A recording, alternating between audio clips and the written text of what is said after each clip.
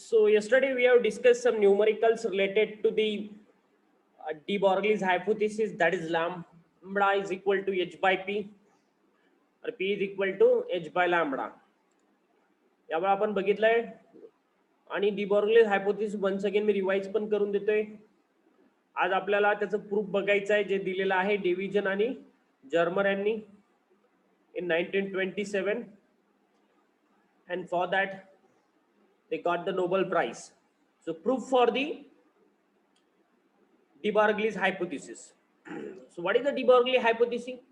Hypothesis काय होतं de Broglieचं? Yes बोला, काय सांगत होता de Broglie की कुठलाही पार्टिकल असेल बरोबर having mass m, if it is moving with certain velocity v, okay, कुठलाही mass m असेल, if it is moving with a velocity v म्हणजे moving particle जर असेल, then it is a certain wave which is associated with it. त्याला आपण काय म्हटलं? Matter wave म्हटलं, बरोबर आहे. Okay, so moving particle is associated with a wave किंवा a wave is associated with a moving particle, त्याला म्हटलं आपण मॅटर वेव्ह. आणि या मॅटर वेव्ह ला ची जी वेव्हलेंथ आहे दॅट इज लॅम्बडा, तर त्यांनी दिला की हा सांगितलं लॅम्बडा इज इक्वल टू काय असतं? एच बाय पी आहे. कोणी सांगितलं? De Broglie. ठीक आहे.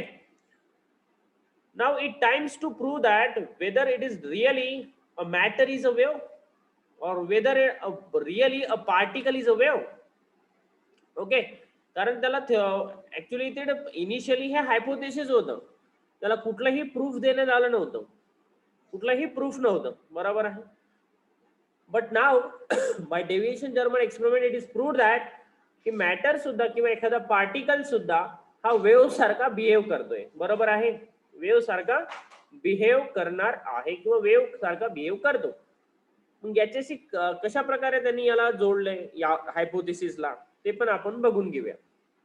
त्याआधी वेव्हच्या काय प्रॉपर्टी असतात त्या ऑलरेडी मी तुम्हाला डिस्कस केलेल्या आहेत की वेव्ह थेरी की लाईटच्या कुठले जे फिनॉमिनॉन्स आहेत जी फक्त आणि फक्त वेव्ह थेरीनीच एक्सप्लेन होतात, असे फिनॉमिनॉन कुठले आहेत? तर माहिती आहे सगळ्यांना लाईटचे फिनॉमिनॉन. जर सांगायचं झालं लाईटचे फिनॉमिनॉन जसं इंटरफरन्स आहे, डिफ्रॅक्शन्स आहे, हे जे लाईटचे फिनॉमिनॉन आहे, सपोज लाईट फिनॉमिनॉन, बरोबर, लाईट फिनॉमिनॉन, फिनॉमिनॉन, ठीक आहे. Light phenomenon like interference and diffraction, ठीक आहे. 11th मध्ये आहे तुम्हाला इंटरफरन्स अँड डिफ्रॅक्शन, बरोबर. So these are the light हे लाईटचे जे फिनॉमिनॉन आहे इंटरफरन्स आणि diffraction, these are only explain. हे कधी एक्सप्लेन होणार? जेव्हा आपण लाईटला काय म्हणणार? As a wave. जेव्हा आपण लाईटला वेव्ह म्हणू then and only then it can B explain, बरोबर आहे. इंटरफरन्स आणि डिफ्रॅक्शन यामध्ये ऍक्च्युली होतं काय, परत एकदा सांगून देतो. इंटरफरन्स आणि डिफ्रॅक्शन मध्ये काही नाहीये की काय होतं की वेव्ह असेल तर कुठे काय होणार बघा. एखादी वेव्ह जर असेल तर वेव्ह, ठीक आहे, ही वेव्ह आहे, त्यांनी काय केलंय single slit double slit experiment perform केलेले आहेत. कुठेतरी त्यांना कुठेतरी ओके डार्क स्पॉट दिसतो, कुठेतरी ब्राईट स्पॉट दिसतो. म्हणजे कुठे आहे, कुठे जास्त वेव्हलेंथ म्हणजे किंवा जास्त लाईट कॉन्सन्ट्रेट झाले त्याला आपण कन्स्ट्रक्टिव्ह इंटरफरन्स म्हणणार. कुठे डार्क स्पॉट, कुठे कमी स्पॉट, ओके, कुठं ले स्पॉट, अशा प्रकारचं तुम्हाला इंटरफरन्स दिसतो, बरोबर. इंटरफरन्स आणि डिफ्रॅक्शन तिथे दिसतो. ओके, लाईट एक तर स्कॅटर पण होतं, लाईट स्कॅटर होतं, आपण त्याला डिफ्रॅक्शन म्हणू शकतो. इंटरफरन्स मीन्स व्हॉट, तिथे कुठेतरी तुम्हाला डार्क स्पॉट दिसणार. ओके, कुठेतरी जिथे कन्स्ट्रक्टिव्ह इंटरफरन्स झाला तिथे डार्क स्पॉट दिसणार, जिथे डिस्ट्रॅक्टिव्ह इंटरफरन्स झाला तिथे काय दिसणार तुम्हाला? रेस्पॉन्स दिसणार. तर अशा प्रकारचे जे काही फिनॉमिनॉन्स लाईटचे आहेत त्याबद्दल आपल्या इथं डिस्कस करायचं नाहीये. पण एक लक्षात ठेवायचं की हे जे लाईटचे फिनॉमिनॉन आहेत हे फक्त वेव्ह थेरीनी एक्सप्लेन केलं जातं, बरोबर आहे. याबद्दल डिटेल्स तुम्हाला वेव्ह ऑप्टिक्स मध्ये मला वाटतं 11th ला तुम्हाला दिलेलं आहे. वेव्ह ऑप्टिक्स मध्ये म्हणजे पूर्ण कम्प्लीट लाईटची थेरी तुम्हाला तिथे स्टडीला आहे. इंटरफरन्स, डिफ्रॅक्शन, याचे patterns, single slit double slit experiment, double slit experiment, पण ते इथे स्टडी करायला नाहीये तुम्हाला. फक्त एक लक्षात ठेवायचे की हे लाईटचे फिनॉमिनॉन आहेत, इंटरफरन्स आणि डिफ्रॅक्शन. ओके, आणि हे कशाने एक्सप्लेन होतात? Wien it is assume that light is a wave, बरोबर. तर आता इथेच हे काही फिनॉमिनॉन आपल्याला ऑब्झर्व होणार आहे. आता लक्षात ठेवायचे हे जे फिनॉमिनॉन आहेत लाईटचे फिनॉमिनॉन हे आपल्याला ऑब्झर्व होणार आहे या डेव्हिएशन जर्मर एक्सपेरिमेंट मध्ये. त्यामुळे हे मी वर्ड तुम्हाला इंट्रोड्यूस केलेले आहेत. Okay, so what actually the construction of Davidian Germer experiment and what is the purpose of Davidian Germer experiment ते पण एकदम बघून घेऊया आपण की why we are going to derive the experiment, what is the importance of the Davidian Germer experiment. आणि तुम्हाला हा क्वेश्चन्स पण विचारलेला आहे स्टेट बोर्डामध्ये, एक्सरसाइज मध्ये दिलेला क्वेश्चन आहे, त्यामुळे important. State the importance of deviation and Germer experiment. State the importance of deviation and Germer experiment. काय इम्पॉर्टंट होतं लक्षात घ्या. Deviation and Germer experiment was first observe the phenomenon of diffraction of electron. बरोबर आहे. बघा, इलेक्ट्रॉनला आपण काय म्हणणार आहोत, it is the smallest element or the smallest finite particle. Okay, याच्या आतमध्ये फायनाइट कुठलाही पार्टिकल प्रेझेंट नाही आहे. Electron is the smallest particle. बरोबर आहे.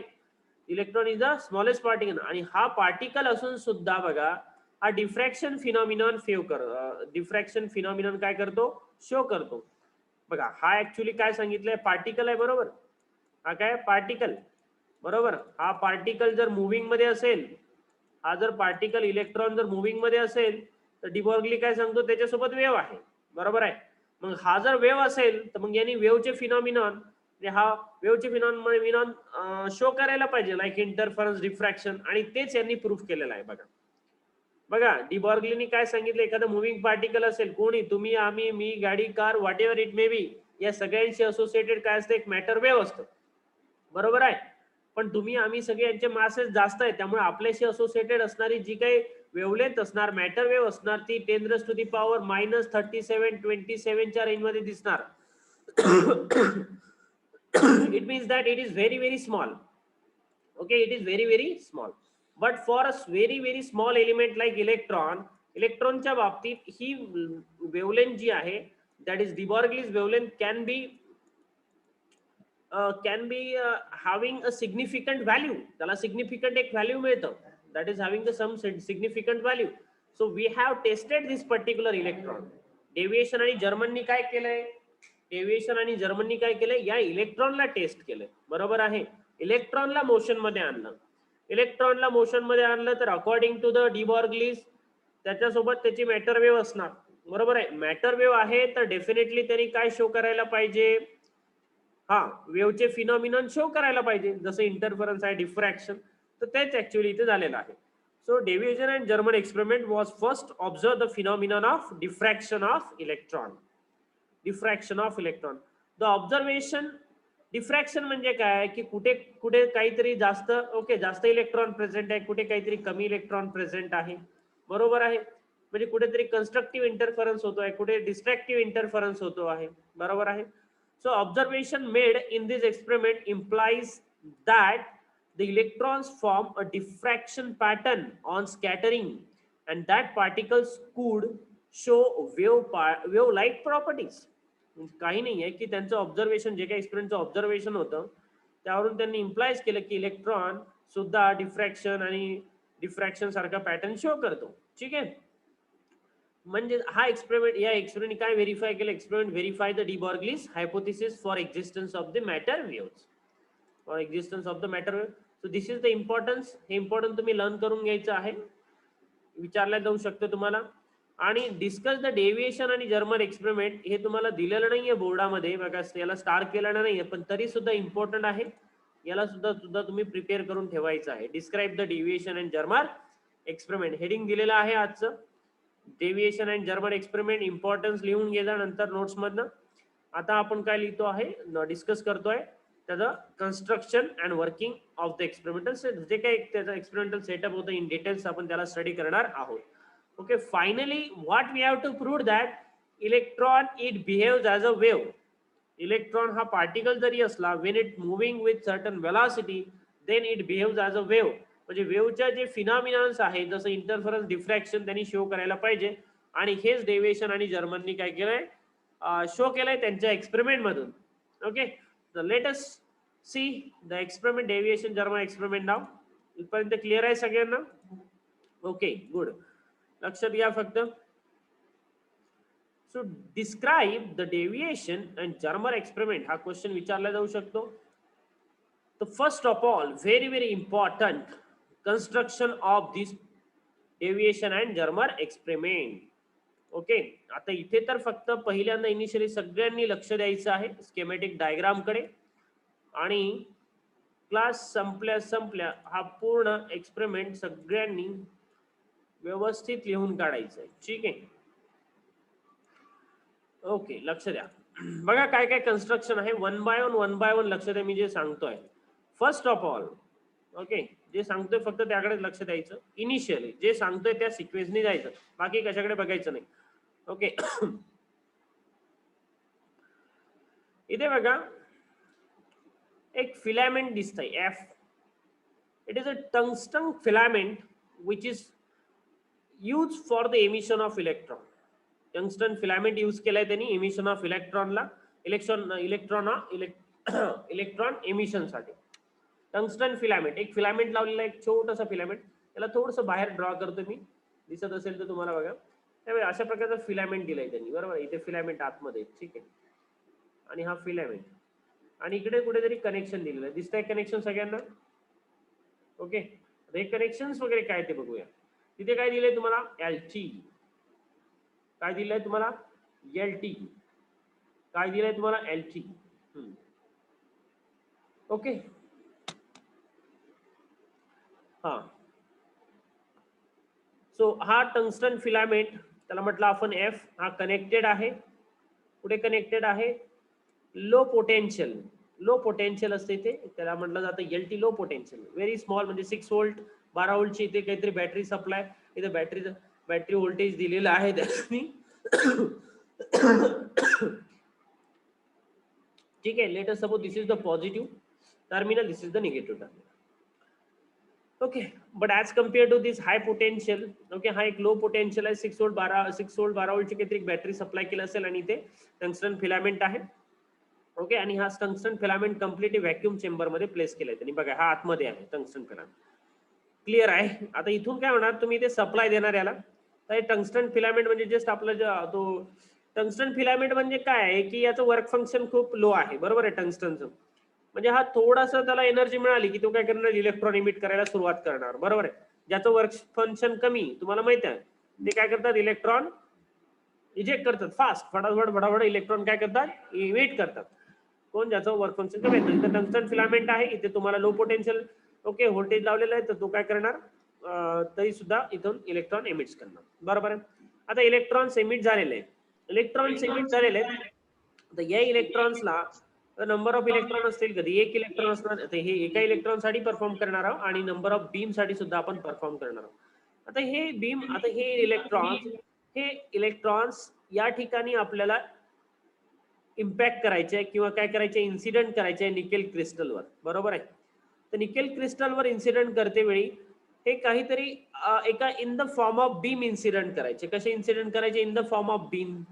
मग आता इथून इलेक्ट्रॉन निघाला, एक इलेक्ट्रॉन इकडे गेला जाईल, एक इलेक्ट्रॉन इकडे जाईल, बरोबर आहे. इलेक्ट्रॉन आतमधल्या स्पेसमध्ये जाणार, त्या जवळपासच्या स्पेसमध्ये जाणार. सो इलेक्ट्रॉन्स काय होणार, डेव्हिएट होणार. मग या इलेक्ट्रॉनला एक बीम तयार करण्यासाठी त्यांनी काय केलंय, कॉलिमिनेटिंग इथे ॲनोड प्लेस केला. काय म्हटलंय, कॉलिमिनेटिंग ॲनोड. त्याला बीम मध्ये कन्वर्ट करण्यासाठी, कशाला, हे जे काही इलेक्ट्रॉन्स टंगस्टन मध्ये बाहेर पडले त्याला बीम मध्ये कन्वर्ट करण्यासाठी त्यांनी काय टाकले, कोलिमिनेटिंग एनोड इथे प्लेस केलेला आहे. ओके, हा कोलिमिनेटिंग एनोड काय करतो, आता ह्या कोलिमिनेटिंग एनोड त्याला बीम फॉर्म मध्ये कन्वर्ट करणार. बट कसा कन्वर्ट करणार, तुम्हाला माहिती आहे, इथं जर तुम्ही हाय पॉझिटिव्ह पोटेन्शियल जर दिलं, इथे जर खूप जास्त पॉझिटिव्ह पोटेन्शियल दिलं, ओके, येलो कलर मध्ये दाखवतोय, हा कन्वर्ट खूप जास्त पॉझिटिव्ह पोटेन्शियल दिलं तर इलेक्ट्रॉन्स काय होणार, इकडे अट्रॅक्ट होणार. दोन्ही साईडला पॉझिटिव्ह पोटेन्शियल दिलं तर सगळे इलेक्ट्रॉन्स कडे अट्रॅक्ट होणार यामध्ये, आणि यामधनं इलेक्ट्रॉन्स पळत सुटणार, इलेक्ट्रॉन्स होणार पळत सुटणार.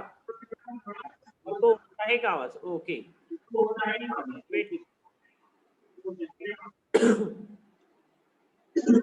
माईक स्पीकर बंद कर. आता होतोय समृद्धी, आता आवाज येतोय का clear, is it clear now, is it clear now.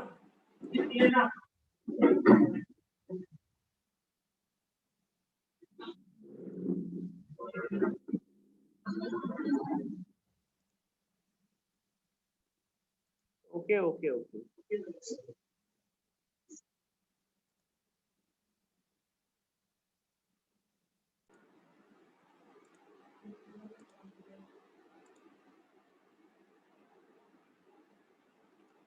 Okay done. Now is it clear ना? आता येतोय क्लिअर आवाज सगळ्यांना? हा, येतोय आवाज क्लिअर?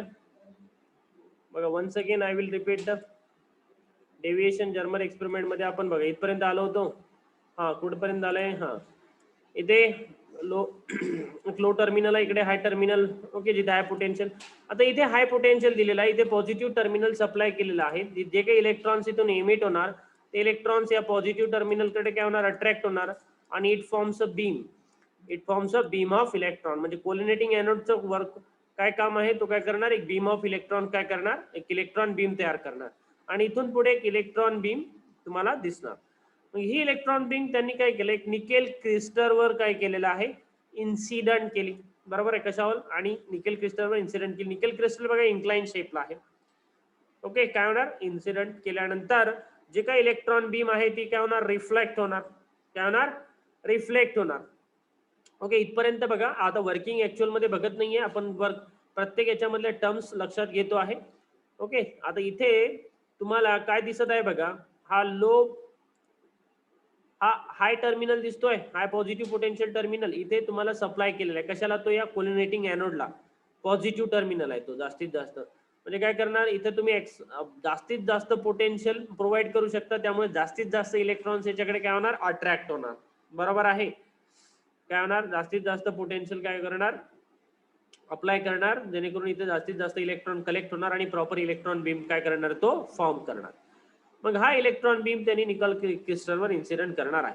त्या व्यतिरिक्त आणखी काय अरेंजमेंट आहे बघा? इथे अरेंजमेंट बघतोय आपण. हा व्हॅक्यूम चेंबर आहे. ही कंप्लीट जी काही फिनॉमिनॉन घडणार आहे ते सगळे फिनॉमिनॉन कुठे गेलेले? त्यांनी व्हॅक्यूम चेंबर मध्ये. क्लिअर? कुठेही एअर पार्टिकल्स प्रेझेंट नसणार. नेक्स्ट, आता इथे बघा एक मुव्हेबल डिटेक्टर दिलेला आहे, एक स्केल दिलेली आहे आणि ही स्केल तुम्हाला एक अँगल मेजर करण्यासाठी दिलेली आहे. कशासाठी? अँगल मेजर करण्यासाठी ही एक स्केल आहे आणि त्यावर एक मुव्हेबल डिटेक्टर ठेवलेला आहे. काय ठेवलंय? Movable detector. मुव्हेबल डिटेक्टर ठेवलेला आहे. बरोबर? हा मुव्हेबल डिटेक्टर फर्दरली कनेक्ट कशाला केलेला आहे? गॅल्व्हनोमीटरला. कशाला कनेक्ट केलेला आहे? Galvanometer. What is the function of galvanometer? आता इलेक्ट्रिकलच्या काही टर्म्स आहेत, सांगून देतोय तुम्हाला. गॅल्व्हनोमीटरचं फंक्शन काय असतं लक्षात घ्या. करंटला डिटेक्ट करण्याचं काम कोण करतं बेटा? गॅल्व्हनोमीटर करतं. डिटेक्ट करतं. बरं, काय म्हणतो? डिटेक्ट. याला एमीटर मध्ये कन्वर्ट करता येतं, याला व्होल्टमीटर मध्ये सुद्धा कन्वर्ट करता येतं. तो आपला करंट इलेक्ट्रिसिटीचा टॉपिक आहे. How to convert the galvanometer ammeter, galvanometer into ammeter and voltmeter. पण गॅल्व्हनोमीटरचं मेन फंक्शन काय? To detect the current. बघा, इलेक्ट्रॉनला कलेक्ट करणार कोण? हा मुव्हेबल डिटेक्टर. आणि ह्या मुव्हेबल डिटेक्टर जो आहे हा फर्दरली कनेक्ट असणार गॅल्व्हनोमीटरला. बरोबर आहे? हा मुव्हेबल डिटेक्टर जो आहे हा असा मूव्ह होऊ शकतो, इकडे पण जाऊ शकतो आणि इकडे पण जाऊ शकणार. क्लिअर? कारण आपल्याला मोशन मध्ये आणायचं आणि याला कुठेतरी एक वायर असेल आणि वायर घेऊन याला इथे जी गॅल्व्हनोमीटर लावलेला आहे आणि हा गॅल्व्हनोमीटर आपल्याला डिफ्लेक्शन शो करणार. डिफ्लेक्शन आलं म्हणजे गॅल्व्हनोमीटरनी डिफ्लेक्शन दिलं, याचा अर्थ काय होतो की इथे या डिटेक्टरनी काय केलं? इलेक्ट्रॉन डिटेक्ट केले. इलेक्ट्रॉन डिटेक्ट केले म्हणजे इलेक्ट्रॉन फ्लो झाले. इलेक्ट्रॉन फ्लो झाले म्हणजे त्याच्यामध्ये काय सेटअप होणार? करंट. बरोबर आहे? गॅल्व्हनोमीटर मध्ये करंट डिटेक्ट झाला की तो काय होणार बेटा? डिफ्लेक्ट. बरोबर? तर इथपर्यंत सगळ्यांना कळालेलं आहे. ओके, परत एकदा आपण यांच्या एक्सप्लेनेशन मध्ये जे काही पॉइंट्स दिले ते एकदा बघून घेऊया. बघा काय काय दिलेलं आहे. तर क्लिअर? All right? यस. नाव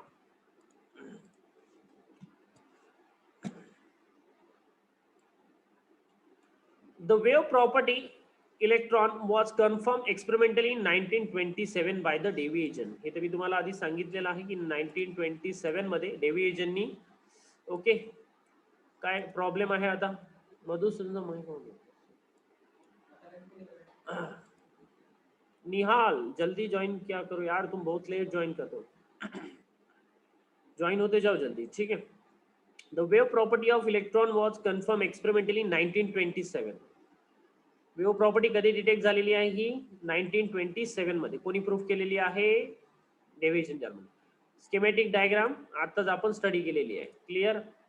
यामधलं वर्किंग बघायचं आता. हा, ओके. कंप्लीट जे सेटअप आहे हे कशामध्ये आहे? In an evacuated chamber. कशामध्ये क्लोज केलेला आहे? कंप्लीट सेटअप इव्हॅक्युएटेड चेंबर मध्ये आहे, म्हणजे व्हॅक्यूम मध्ये आहे.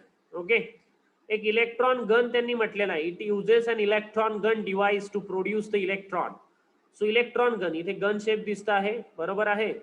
इथे गन शेप, इथे टंगस्टन फिलामेंट असतो, इथे आणखी एक बोरॉनची शीट असतं, बोरॉन सिलिकॉन काहीतरी अरेंजमेंट असतं. थांबा मी ते तुम्हाला सांगून देतो एक्झॅक्ट नाव काय आहे. तिथे एक बेरियम ऑक्साईड कोटिंग इथे असतं त्याच्या अबाव, म्हणजे त्याच्या फ्रंटला बेरियम ऑक्साईड कोटिंग. ते काय करतं, त्याचं वर्क फंक्शन कमी असल्यामुळे ते सुद्धा इलेक्ट्रॉन सेमिट करतं, म्हणजे मॅक्सिमम इलेक्ट्रॉन इथे तुम्हाला फ्लो व्हायला मिळतं. बेरियम ऑक्साईडची एक प्लेट ठेवलेली असते तिथे, किंवा त्याला फिल्टर लावलेलं असतं. ठीक आहे, बेरियम ऑक्साईड कोटिंग म्हटलं जातं त्याला, पण ते इथे यांनी मेन्शन नाही केलं, त्यामुळे आपण पण दाखवणार नाही. So whole setup it is enclosed in a evacuated chamber. Okay, it uses an electron gun, a device to produce the electron. Electron gun use केली आहे इलेक्ट्रॉन प्रोड्यूस करण्यासाठी by hitting a tungsten filament F. बघा मी म्हटलं तुम्हाला हा filament कुठला आहे, टंगस्टन फिलामेंट आहे. युझिंग अ बॅटरी बी, हा बॅटरी बी आहे. हा, electrons from the gun are accelerated through the vacuum to a desired velocity. आता याला डिझायर्ड व्हेलॉसिटी, याला ऍक्सलरेट करायचे असेल तर तुम्ही काय करणार मला सांगा. इकडे या एनोडच्या ठिकाणचा जो काय पोटेन्शियल आहे तो काय करणार, इन्क्रीज करणार. जेवढा जास्त तुम्ही इथे पोटेन्शियल इन्क्रीज करणार इथे पॉझिटिव्ह चार्ज डिसिपेट होणार, आणि हे पॉझिटिव्ह काय करणार, या निगेटिव्हला अट्रॅक्ट करणार, बरोबर आहे. जेवढा जास्त इथे तुम्ही पॉझिटिव्ह पोटेन्शियल सप्लाय करणार तेवढा जास्त इलेक्ट्रॉन्स काय होणार, ऍक्सलरेट होणार. ओके, काय होणार, ऍक्सलरेट होणार. कारण आपल्याला मुव्हिंग पार्टिकलला काय द्यायची आहे बेटा, वेलॉसिटी द्यायची आहे ना. तेव्हाच कुठे म्हणतो ना आपण मॅटर सोबत वेव्ह असतं.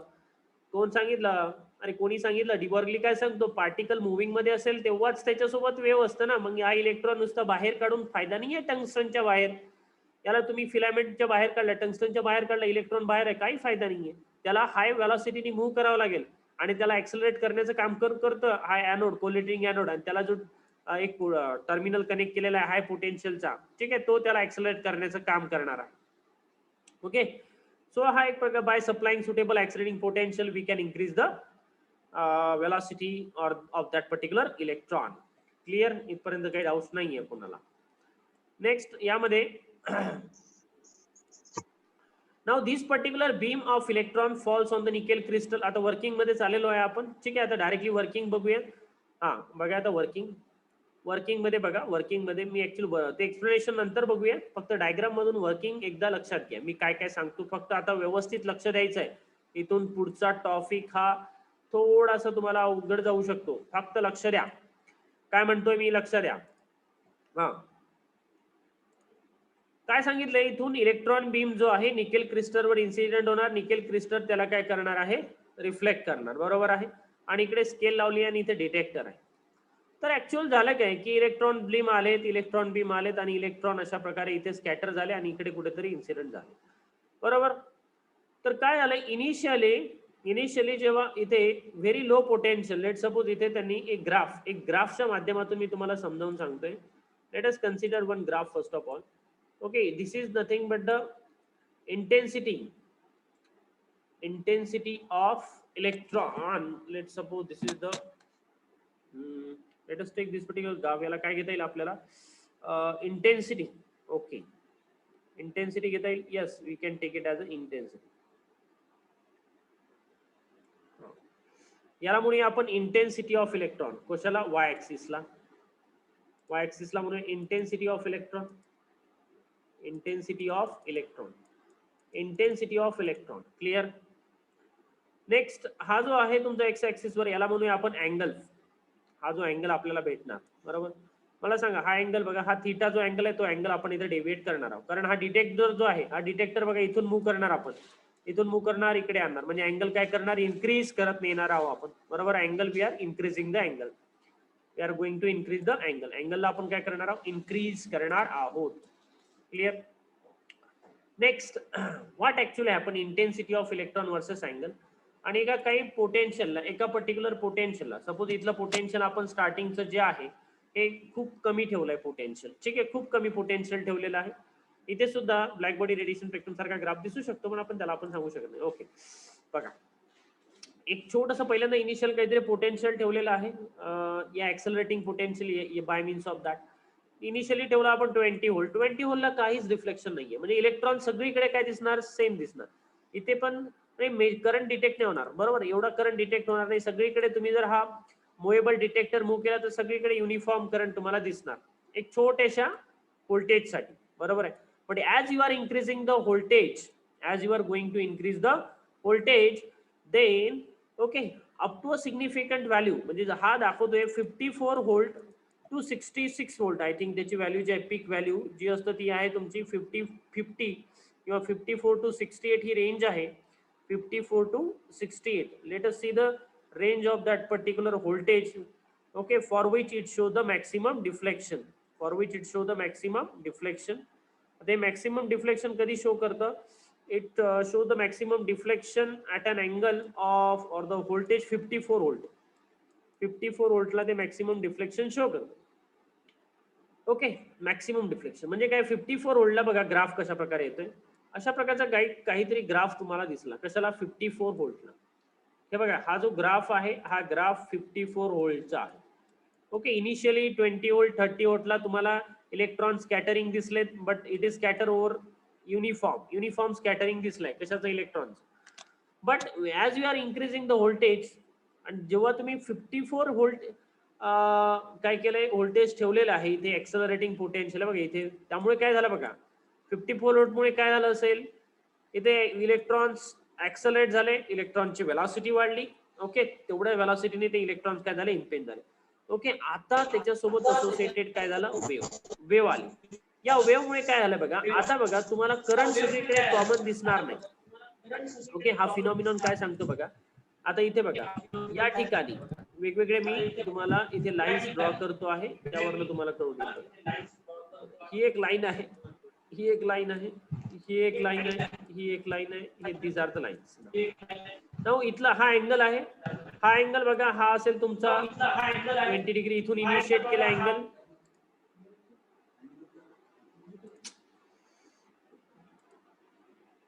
Prathamesh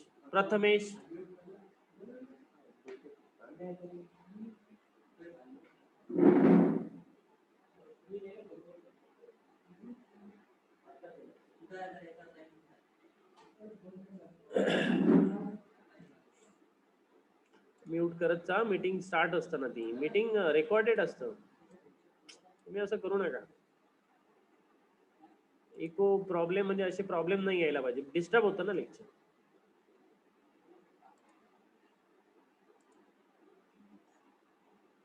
So let us consider at the 54 volt. हा इनिशियल अँगल आहे. Let us suppose this angle is 20 degree, हा अँगल आहे 30 डिग्री, 40 डिग्री, आणि बघा मॅक्सिमम पीक भेटतंय तुम्हाला 50 डिग्री, आणि याची पण व्हॅल्यू त्यांनी सांगितली अँगलची. It will give the maximum deflection at 50 degree. Peak value कधी भेटतं तुम्हाला? At 54 volt and at 50 degree.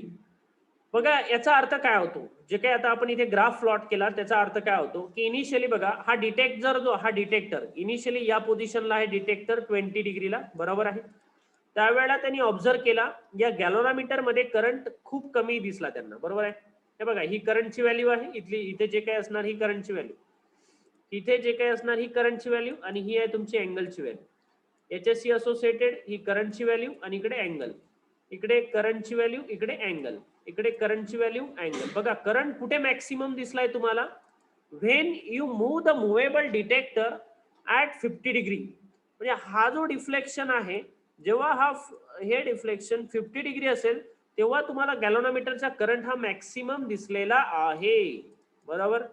Okay, current maximum दिसलेला आहे. नंतर तिथून पुढे परत बघा इथे 60 केलंय, 60 परत केलंय तर परत करंट कमी झालाय. नेक्स्ट इथे 70 केला डिग्री, 70 डिग्री अँगल ठेवला, परत करंट काहीतरी कमी झाला. Next 80 degree. हा ग्राफ तर समजतो ना, याच्याशी या पॉईंटशी कोरिलेट कुठला हा करंट असणार, या पॉईंटशी कोरिलेटेड हा करंट असणार, एवढं तर कळतं ना तुम्हाला. ठीक आहे, पण जसं जसं तुम्ही अँगल पहिल्यांदा वाढवत गेले तसा करंट वाढत गेला, बरोबर आहे. आणि ऍट अ पर्टिक्युलर अँगल म्हणजे इथे 50 डिग्रीला बघा मॅक्सिमम डिफ्लेक्शन गॅलोनोमीटरचं दिसलं, म्हणजे 50 डिग्रीला इथे जास्तीत जास्त इलेक्ट्रॉन्स कलेक्ट झाले असणार, किंवा या अँगलला हा डिटेक्टर काय करणार, जास्तीत जास्त इलेक्ट्रॉन काय करतोय, कॅप्चर करतोय, बरोबर आहे. पण तो 20 डिग्रीला तेवढे इलेक्ट्रॉन्स कॅप्चर करत नाहीये, म्हणजे इथे तेवढे इलेक्ट्रॉन्स प्रेझेंट नसतील. जसा जसा पुढे जातोय तसे तसे इलेक्ट्रॉन्स बघा अँगल वाढतोय, म्हणजे या ठिकाणी जास्तीत जास्त इलेक्ट्रॉन काय झाले, ओके, जमा झालेले आहेत, बरोबर आहे. त्यामुळे हा इथे जास्तीत जास्त इलेक्ट्रॉन कलेक्ट करतो. परत पुढे गेला तर इलेक्ट्रॉन इथे कमी आहे, म्हणजे इथे इलेक्ट्रॉन्स काय झाले, कमी आहे, म्हणजे इथे इलेक्ट्रॉन डिटेक्ट कमी होणार, त्यामुळे इथे करंट सुद्धा तुम्हाला कमी मिळणार. बरोबर. मग याच वर्ण त्यांनी सांगितलंय, मग हे फिनॉमिनॉन का बरं झाला असा, की एका ठिकाणी इलेक्ट्रॉन्स कमी स्कॅटर आहे, एका ठिकाणी इलेक्ट्रॉन जास्त स्कॅटर झाले. ओके, ज्या ठिकाणी इलेक्ट्रॉन जास्त स्कॅटर झाले याचा अर्थ काय, की इथे काहीतरी कन्स्ट्रक्टिव्ह इंटरफरन्स झालाय असं त्यांचं म्हणणं आहे. ठीक आहे, जिथे इलेक्ट्रॉन्स कमी आहे तिथे डिफ्रॅक्शन आहे. बरोबर आहे, म्हणजे डिफ्रॅक्शन लाईक, म्हणजे जेव्हा आपण इलेक्ट्रॉनला वेव्ह म्हणू किंवा आपण जेव्हा लाईटच्या बाबतीत बोलतो की कुठे कन्स्ट्रक्टिव्ह इंटरफरन्स कुठे डिफ्रॅक्टिव्ह इंटरफरन्स होतो. बरोबर आहे, लाईटच्या बाबतीचे फिनॉमिनॉन. तर इथे वेव्ह तुम्हाला इलेक्ट्रॉन साठी सुद्धा तेच फिनॉमिनॉन दिसलेले आहेत. कुठेतरी इलेक्ट्रॉन जास्त कलेक्ट आहे, कुठेतरी इलेक्ट्रॉन कमी आहे. बरोबर आहे, जास्त इलेक्ट्रॉन आहे तिथे गॅल्व्हनोमीटर जास्त करंट शो करत आहे, म्हणजे तिथे इलेक्ट्रॉनचं कॉन्सन्ट्रेशन जास्त आहे, म्हणजे तिथे कन्स्ट्रक्टिव्ह इंटरफरन्स झालेला असेल. बरोबर आहे. बघा का बरं झालेलं असेल, कारण इलेक्ट्रॉनचं फ्रॅगमेंटेशन तर होणार नाही, इलेक्ट्रॉन ब्रेक तर होणार नाहीये, कारण तो पार्टिकल आहे, स्मॉलेस्ट पार्टिकल आहे, त्याच्या आतमध्ये तर आपण जाऊ शकत नाही, किंवा स्मॉलेस्ट पार्टिकल. ओके, तिथे स्कॅटर होणार, म्हणजे असं तर नाही तुटणार बा, इकडे इलेक्ट्रॉन तुटले, इथे इलेक्ट्रॉन तुटले, त्यामुळे इथे इलेक्ट्रॉन कमी आहे, इथे इलेक्ट्रॉन, इथे बघा electron can not be now, त्याच्या आतमध्ये ते डिफ्रॅक्ट म्हणजे हे नाही होणार, कॅन स्प्लिट होणार नाही. Electron is the smallest element. हा जो फिनॉमिनॉन त्यांनी सांगितलेला आहे की at a particular angle that is 50 degree and at a voltage of 54 volt we get the maximum amount of current. We get the maximum amount of current. So this phenomenon it is only observed, हे कशामुळे आलं असेल, this is due to the constructive interference. बरोबर आहे, म्हणजे हे जे electrons आहे यांनी वेव्ह सारखं नेचर दाखवलेलं आहे. आता बघा बघा आता आलेला आहे, त्यांनी काय सांगितलं, हा इलेक्ट्रॉन यांनी वेव्ह सारखं नेचर दाखवलंय, त्यामुळे हा काही ठिकाणी हा कन्स्ट्रक्टिव्ह झालेला आहे. बरोबर आहे, कन्स्ट्रक्टिव्ह इंटरफरन्स झालेला आहे त्याचा, त्यामुळे त्या ठिकाणी जास्त इलेक्ट्रॉन्स तयार झाले. बरोबर आहे, आणि दुसऱ्या ठिकाणी कमी इलेक्ट्रॉन्स तयार झाले. बरोबर आहे, कन्स्ट्रक्टिव्ह इंटरफरन्समुळे जास्त इलेक्ट्रॉन, हेच त्यांचं म्हणणं आहे. मग हा इंटरफरन्स सारखा फिनॉमिनॉन शो करतो आहे, त्यामुळे आपण याला काय म्हणू शकतो, it behaves as a wave. Electron can behave as a wave. Clear? बघा आता त्यांनी काय सांगितलंय बघून घेऊया एकदा.